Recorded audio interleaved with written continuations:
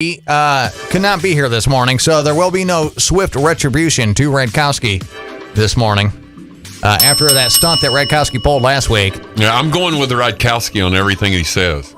Oh, really? I think so. So is it going to be 2 weeks of this? Maybe. Because last week, it was Redkowski and Toby was the ultimate decision maker. And Toby was the ultimate decision maker, and Redkowski went against Toby every single time. Yeah, so you're kind of representing. He was trying to throw the game, right? Yeah, he was. Yeah, so you're kind of representing Schreiner University today too, because this is Toby's normal spot. I got my shirt on. Redkowski has his Schreiner shirt on. Mm-hmm. I have my Schreiner shirt on. It just doesn't have any lettering on it, but it is a Schreiner University shirt. So, all right, here we go. You guys ready? Yeah, let's do it. All right, Justin will be the ultimate decision maker. It's me versus you, Redkowski. All right. And here we go. A poll found the ideal burger has a thick patty, American cheese, bacon, lettuce, ketchup, and mayonnaise on a sesame seed bun. Redkowski, is that how you like your burgers? Hero or zero? I also like a bit of a dill pickle or two on the burger, but there was no mention of that. Yeah, what's the dill? Exactly. What's the deal here, guys? Why no mention of a pickle? Sheesh. No burger is complete without a pickle.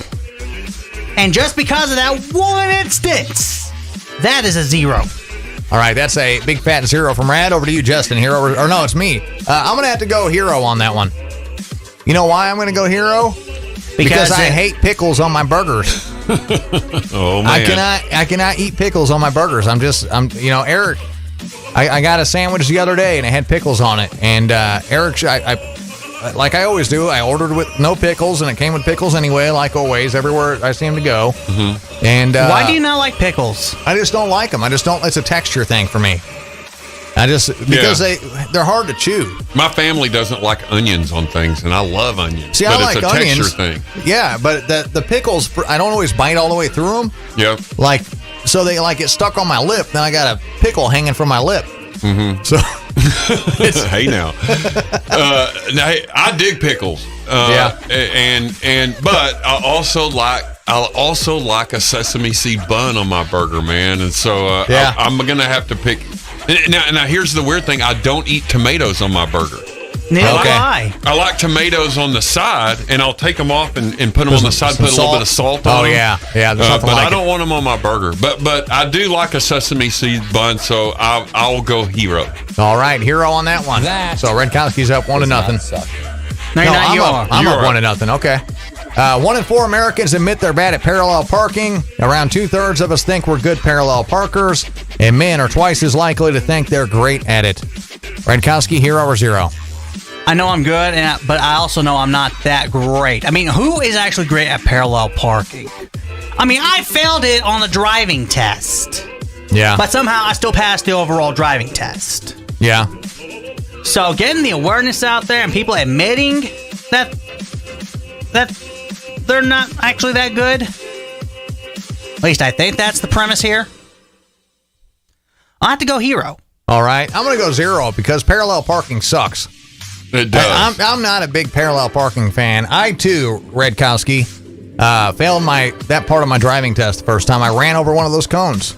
It just happened, you know? My daughter we went to the DMV here because they have these little poles in the ground where you can go and practice parallel parking. I know that's where they give the test. I used it as a practice area. My kid was trying to drive my truck, which is a little bit bigger. And they're harder to parallel park. Yeah. And so she couldn't get it. I said, hey, baby, get out and let me show you how it's done, you know. She was kind of upset with me. I knocked over both of the poles. I very nice. Suck at parallel parking. Very nice. Yeah. So whatever that hero. You're gonna go hero. Is that I'm for parallel parking or against it? It's just a hero or a zero. Hero, I guess. All right, so that's Redkowski's. So it's 1-1 Redkowski now, and me. Recently, a server told a wild story about a customer and it went viral. A guy left a big tip to impress his date, but he later went back inside to reduce the tip. The server followed him out afterward and in front of his date said that if he wanted to slash his tip, he'd have to sign a new receipt. Radkowski, Hero or Zero? You've walked out without leaving tips before. I have, and it was either because of one, I didn't have enough money. I only brought the total with me because I knew the amount of the food. Or two, You counted pennies? Get them out of the change jar? Yeah, man. no. So that's all Or about. two, it was really terrible service. Yeah. But what Yeah. this guy did, he was just trying to impress a date. And here's Yeah. the premise of the story, folks. $289 bill. Yeah. He went 35% with the $100. Then he tried to slash it to He was just Bye. slashing prices. 5 times the amount Okay. to just a mere 7%. Yeah. Mere It's not 20 5 times, but bucks. it's about 18%. I'm gonna have to go zero for being a douche. I'm going to have to go Hero. And the reason I'm going to have to go Hero is because she called him out right in front of the date. If you're going to do that, if you're going to be cheap, and good for that server for calling him out. Because that when you sign your tip on a receipt, that is a signed contract with that restaurant that you're going to give that server that amount of a tip.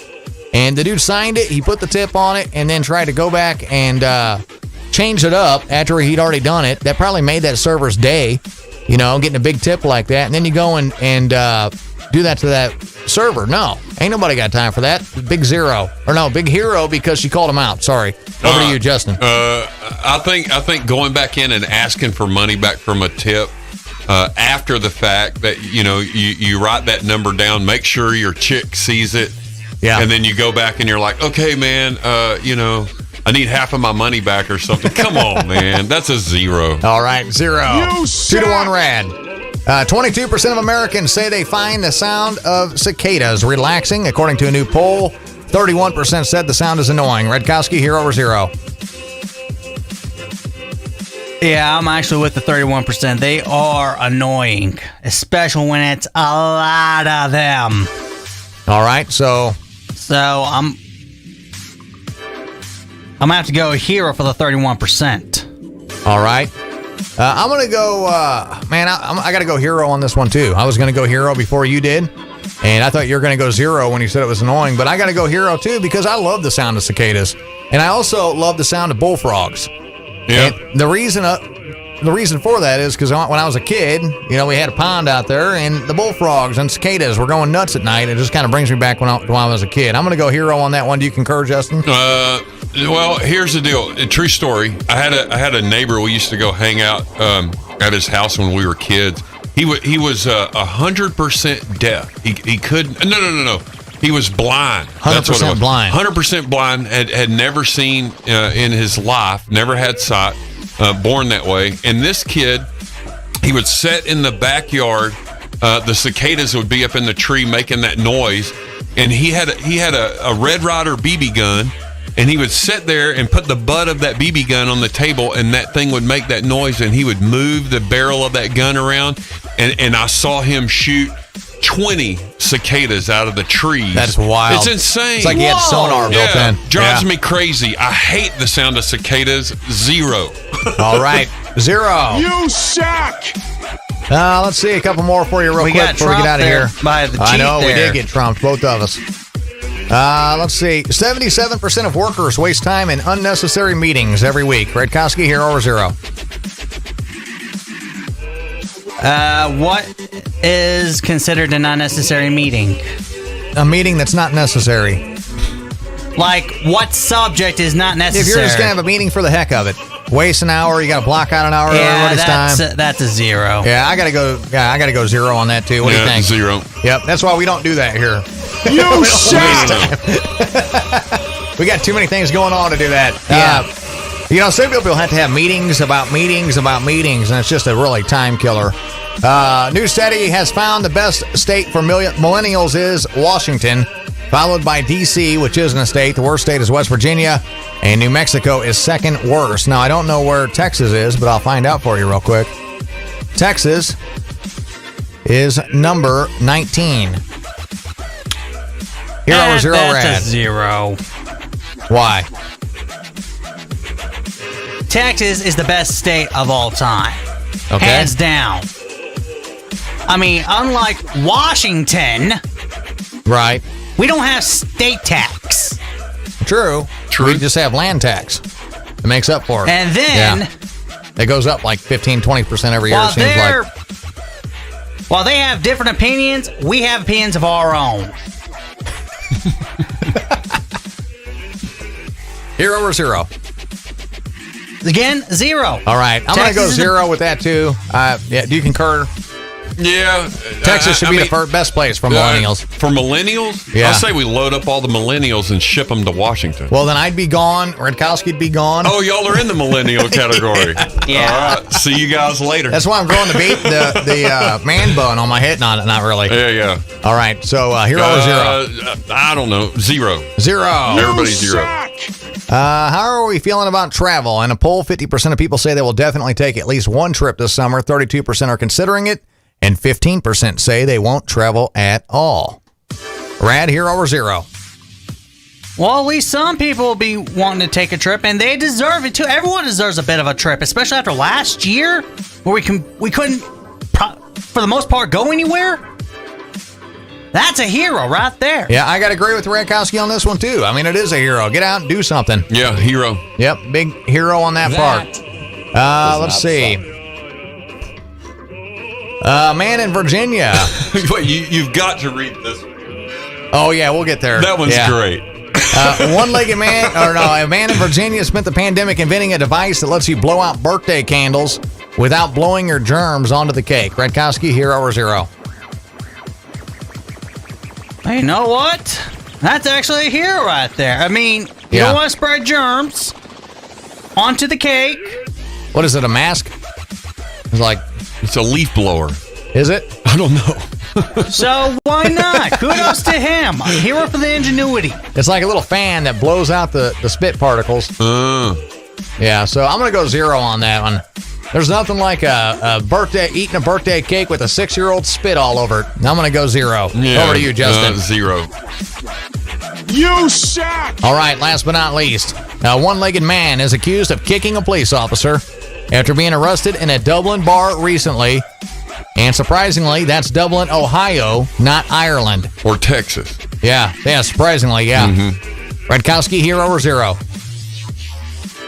And he had a prosthetic leg and he still managed to kick the cop. Yep.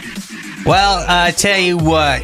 You play stupid games, you win stupid prizes. That is a zero. You don't ever kick a cop. Yeah, ever. You don't. He's accused of kicking a police officer. There is actually body cam footage. No way, I have to see this. Of this. Now, I don't know if I can play. I don't know if I can play the actual body cam footage because it might have profanity. No, it's on a news website. It's not going to have profanity. So let me pop this up here.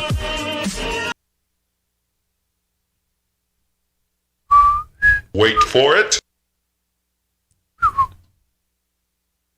So here it is. Put your hands behind your back. Put your hands behind your back. He has to see your ID. I know. Stop pulling your arms away. Let me give you my ID.